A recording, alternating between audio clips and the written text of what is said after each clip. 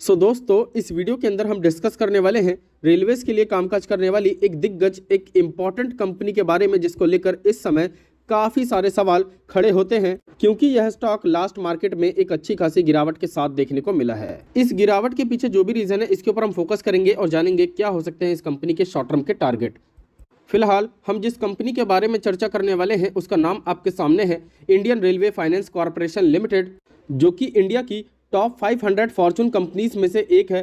Plus 73,980 crore रुपए के आसपास आज तक ये कंपनी रेलवेज को फंड कर चुकी है। प्लस इसके टोटल फाइनेंस की बात करें तो वो आपको आज तक 2,60,000 करोड़ से भी ज़्यादा का देखने को मिलता है। साल दर साल ये कंपनी अच्छे खासे नंबर्स के साथ, अच्छे खासे परसेंटेज के साथ ग्रो कर रही है। और सबसे बड़ी बात, यह इंडिया की इकलौती ऐसी कंपनी देखने को मिलेगी जो कि एनबीएफसी सेक्टर के अंदर कामकाज करती है, लेकिन फिर भी आपको इसके एनपीएस एकदम ज़ीरो देखने को मिलेंगे। अब देखा जाए तो इस कंपनी का परफॉर्मेंस काफ़ी सॉलिड है, चाहे आप बात करें इसके बिजनेस की या फिर बात करें इस कंपनी के नंबर्स की, दोनों में ही एक अच्छी खासी ग्रोथ देखने को मिल जाती है। लेकिन ऐसा क्या हुआ है जिसके चलते यह स्टॉक लास्ट मार्केट में 5 से 6% क्रैश हो गया? देखो, इसके पीछे एक ही रीज़न निकल कर आता है। लास्ट मार्केट में इस कंपनी का Q4 का रिजल्ट देखने को मिला और डेफिनेटली जो नंबर्स हैं वो मार्केट को बिल्कुल भी पसंद नहीं आए और इसी के चलते यहाँ पर हैवी वॉल्यूम के साथ सेलिंग देखने को मिली। फिलहाल अभी हम इसके नंबर्स के ऊपर फोकस करते हैं और जानेंगे इस कंपनी की गिरावट आगे कहाँ तक चलती हुई दिखाई दे सकती है और क्या इसके टारगेट वापस से 24 रुपए या 22 रुपए तक आते हुए देखने को मिलेंगे या फिर यह स्टॉक आगे चलकर और ऊपर जा सकता है। देखो, अनाउंसमेंट के रिगार्डिंग बात करें तो इस कंपनी से रिलेटेड 25 मई को आपको काफ़ी सारी अनाउंसमेंट देखने को मिली है, जिसमें Q4 के नंबर्स के साथ साथ आपको कुछ कॉर्पोरेट एक्शन भी देखने को मिलेगा। फिलहाल हम डायरेक्टली इस कंपनी के ऑफिशियल नोटिस के ऊपर आ चुके हैं, जो कि 25 मई 2023 को ही रिलीज़ किया गया है, जिसके अंदर आपको कुछ इंपॉर्टेंट अपडेट्स देखने को मिल जाएंगे। देखो, सबसे पहले यहाँ पर आपको ये नोटिस अप्रूव होता हुआ देखने को मिला है, जिसके अंदर आपको 2 इंपॉर्टेंट पॉइंट देखने को मिलेंगे, जिसमें सबसे पहले इंपॉर्टेंट पॉइंट आता है Q4 का नंबर। ठीक है, इस कंपनी के जो स्टैंड अलोन रिजल्ट हैं एंड कंसोलिडेटेड रिजल्ट हैं, दोनों ही आपको इस नोटिस में दिए गए हैं। और इसी के साथ इस नोटिस को अगर आप आगे बढ़ाओगे तो यहाँ पर आपको डिविडेंड से रिलेटेड कुछ अपडेट्स देखने को मिल जाते हैं। अब डिविडेंड की बात करें तो यहाँ पर आप देख सकते हो, यहाँ पर क्लियरली मेंशन किया गया है कि इस बार कंपनी फाइनल डिविडेंड 0 रुपये 70 पैसे का दे रही है 10 रुपये के फेस वैल्यू पर, जिसके record date and ex date की बात करें तो उसको लेकर कोई भी ऑफिशियल अनाउंसमेंट अभी देखने को नहीं मिली है। फिलहाल हम लोग डायरेक्टली इस कंपनी के Q4 के नंबर्स के ऊपर चलते हैं, जिसके बाद ही हमें पता चलेगा कि इस कंपनी के नेक्स्ट टारगेट अब कहां तक जाते हुए देखने को मिल सकते हैं।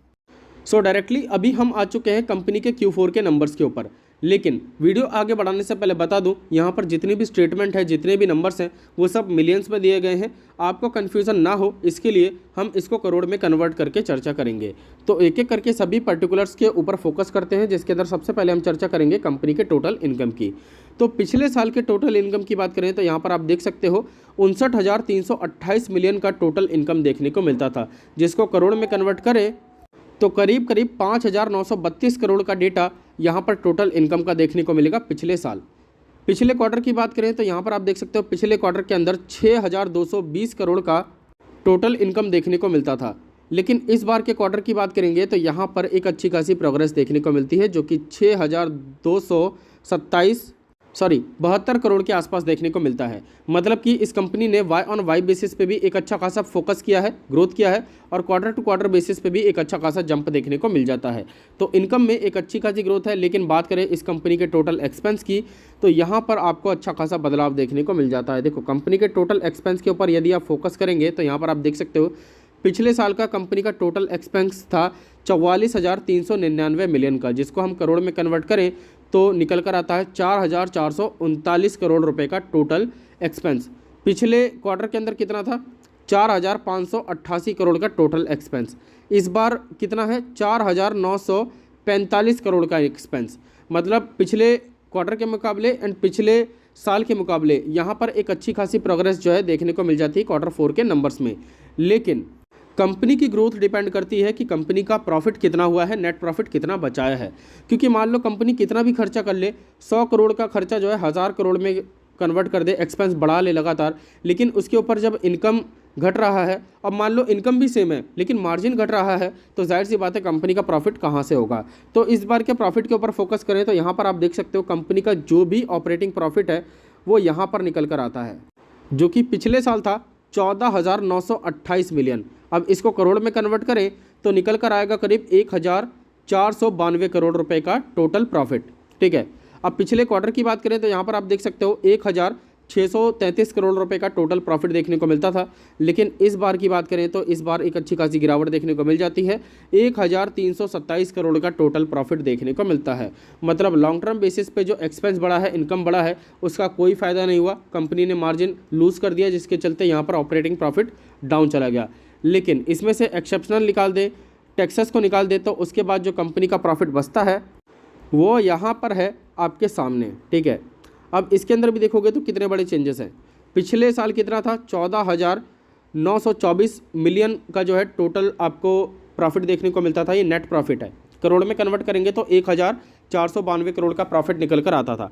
पिछले क्वार्टर की बात करें तो यहाँ पर आप देख सकते हो 1,633 करोड़ का प्रॉफिट देखने को मिलता था, लेकिन इस बार की बात करें तो 1,327 करोड़ का टोटल प्रॉफिट देखने को मिलता है।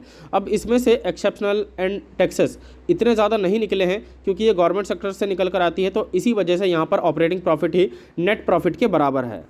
तो यहाँ पर ओवरऑल हम बात करें तो कंपनी का रिजल्ट गिर चुका है। कंपनी का ऑपरेटिंग प्रॉफिट, नेट प्रॉफिट दोनों ही डाउन जाते हुए देखने को मिले हैं, और इसी के साथ इस कंपनी का ईपीएस पहले के मुकाबले वीक पड़ता हुआ दिखाई दे चुका है।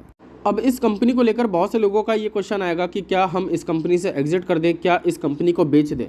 तो मैं आपको बता दूं, लास्ट मेरी जो 3 वीडियो रही है IRFC को लेकर, मैंने उसके अंदर क्लियरली बताया है कि Q4 के नंबर्स में पॉजिटिविटी देखने को मिली तो भी जो है ये स्टॉक उतना ज़्यादा नहीं भागेगा, लेकिन इसके अंदर गिरावट देखने को मिली तो स्टॉक जो है एक अच्छे खासे नंबर्स के साथ, अच्छे खासे परसेंटेज के साथ क्रैश होता हुआ देखने को मिलेगा, और सेम परफॉर्मेंस यहाँ पर देखने को मिलती है। सो इसके अंदर खरीदारी का जो लेवल है अब आराम से 25 से 26 रुपये के आसपास देखने को मिलता है, क्योंकि यहाँ पर नंबर्स सॉलिड नहीं है, तो जाहिर सी बात है आपको हल्की फुल्की गिरावट और भी देखने को मिलेगी। बट ये कंपनी बिल्कुल भी ख़राब नहीं है, प्लस लॉन्ग टर्म बेसिस पे मैं अभी भी इस कंपनी को होल्ड करने की सलाह दूंगा, लेकिन आपका नज़रिया लॉन्ग टर्म का ही होना चाहिए। बाकी अभी जो इस कंपनी के अंदर उतार चढ़ाव देखने को मिला है, उसको लेकर कंपनी के कुछ नए प्लान्स देखने को मिलते हैं, जिसके चलते ये कंपनी इस समय एक बहुत बड़े फंड रेज को लेकर प्लान करती हुई दिखाई दे रही है, जिसके चलते आने वाले फ्यूचर में इसके बिजनेस के साथ साथ इसके प्रॉफिट में वापस से बड़ा उछाल देखने को मिलेगा। दूसरी बात, इस कंपनी को कोई छोटी मोटी कंपनी समझने की गलती मत करना। भले ही ये स्टॉक इस समय 32 रुपये के आसपास ट्रेड कर रहा है, लेकिन इसका मार्केट कैप आपको 41,832 करोड़ का देखने को मिलेगा। इस समय ये स्टॉक अंडर वैल्यूड है, 6.60 के PE पर अवेलेबल है, जो कि आने वाले फ्यूचर में काफ़ी बड़े नंबर्स के साथ ग्रो कर सकती है। सबसे बड़ी बात, इस कंपनी के बुक वैल्यू के ऊपर फोकस करोगे तो ये स्टॉक अभी भी सस्ते में अवेलेबल है, जो कि 10 रुपये के फेस वैल्यू पर मिल रही है। मतलब आने वाले फ्यूचर में कंपनी ग्रो करती है तो इससे आप 1:10 के स्प्लिट के रूप में एक्स्ट्रा शेयर की एक्सपेक्टेशन रख सकते हो। सबसे बड़ी बात, इस कंपनी का डिविडेंड ऑफ परसेंटेज साल दर साल काफ़ी अच्छा खासा देखने को मिला है, और हर साल इस कंपनी का डिविडेंड ऑफ परसेंटेज इतना अच्छा खासा देखने को मिला है कि निवेशकों ने अभी तक इसके अंदर बिल्कुल भी नुकसान देखा ही नहीं है। दूसरी बात, रिटर्न ऑन कैपिटल एम्प्लॉय के साथ साथ जो इक्विटी है वो दोनों ही बढ़ते हुए देखने को मिले हैं। प्लस बहुत से लोग जो हैं इस कंपनी के कर्ज को देखकर डरते हैं। अब इस कंपनी के टोटल कर्ज की बात करें तो आपको 4,18,935 करोड़ का देखने को मिलता है, एंड बहुत से लोगों को लगता है कि ये कंपनी इस कर्ज के साथ कभी भी कोलैप्स हो सकती है, तो ऐसा बिल्कुल भी नहीं है। ये इंडिया की इकलौती ऐसी कंपनी है जो कि NBFC सेक्टर के अंदर कामकाज करती है और 0 NPAs के साथ है। सबसे बड़ी बात, इसका स्ट्रेंथ यही है कि ये गवर्नमेंट के अंदर इन्वेस्ट करती है, रेलवेज़ को फंड प्रोवाइड करती है, एंड इसने जितना भी अभी तक कर्जा उठा रखा है वो सारा कहीं ना कहीं इन्वेस्ट कर रखा है अच्छे खासे मार्जिन पर। मतलब किसी से इसने 1,000 करोड़ रुपए उधार लिए 5% पे, तो दूसरी जगह इसने 10% पे उसी को निवेश कर रखा है, जिसके ऊपर बीच में ये कंपनी 5% का जो है प्रॉफिट बचा लेती है। कंपनी के प्रोज की बात करें तो आपको इसके अंदर भर भर के देखने को मिलेंगे। कॉन्स की बात करेंगे तो यहाँ पर लगभग ना के बराबर ही कॉन्स देखने को मिलेंगे। बट एक नेगेटिव पॉइंट जो मुझे शुरू से लगता है वो है इसका शेयर होल्डिंग पैटर्न। ठीक है, यहाँ पर अगर आप देखोगे तो प्रोमोटर होल्डिंग जो है आपको 86% के आसपास देखने को मिलेगी, जिसके लेकर कंपनी ने डिसइन्वेस्टमेंट प्लान का जो है टाइम भी आपके सामने रख दिया है, और बताया था कि Q4 के नंबर्स के बाद जो है कंपनी कभी भी FY24 के बीच में ही आपको डिसइन्वेस्टमेंट प्लान के रिगार्डिंग अपनी होल्डिंग को सेल करती हुई दिखाई दे सकती है। मतलब ये चाहे ओपन मार्केट के अंदर सेलिंग देखने को मिले या फिर डायरेक्ट OFS के ज़रिए देखने को मिले, ये अब आपको बहुत जल्द कंप्लीट होता हुआ देखने को मिलेगा। दूसरी बात, मान लो इस कंपनी के रिजल्ट पॉजिटिव आ जाते, ये स्टॉक जो है थोड़ी बहुत तेज़ी दिखा भी देता, तो भी जो है इसके अंदर कोई ज़्यादा पॉजिटिविटी देखने को नहीं मिलती, क्योंकि OFS के चलते, स्टॉक सेलिंग के चलते ये स्टॉक जो है बाद में नीचे आना ही था। तो डायरेक्टली इस बार ये कंपनी ज़्यादा से ज़्यादा 25-26 के आसपास आएगी, इससे बड़ी गिरावट इसके अंदर नहीं देखने को मिलने वाली। तो आप चाहें तो इसको अभी भी लॉन्ग टर्म के लिए होल्ड कर सकते हैं, और फ्रेश एंट्री के लिए मौका ढूंढ रहे हैं तो ये डेफिनेटली 30 रुपये के नीचे आपको वापस से मौका देगी। बाकी कोई डाउट हो, क्वेश्चन हो तो कमेंट कीजिए, मैं जल्दी ही रिप्लाई देने की कोशिश करूंगा। वीडियो अच्छी लगी तो प्लीज़ लाइक ज़रूर कर देना, आपके लाइक करने से ही हमें मोटिवेशन मिलती है। बाकी चैनल के ऊपर फर्स्ट टाइम विजिट किया हो तो प्लीज़ चैनल को सब्सक्राइब करके बेल आइकन को हिट कर देना। Thank you guys.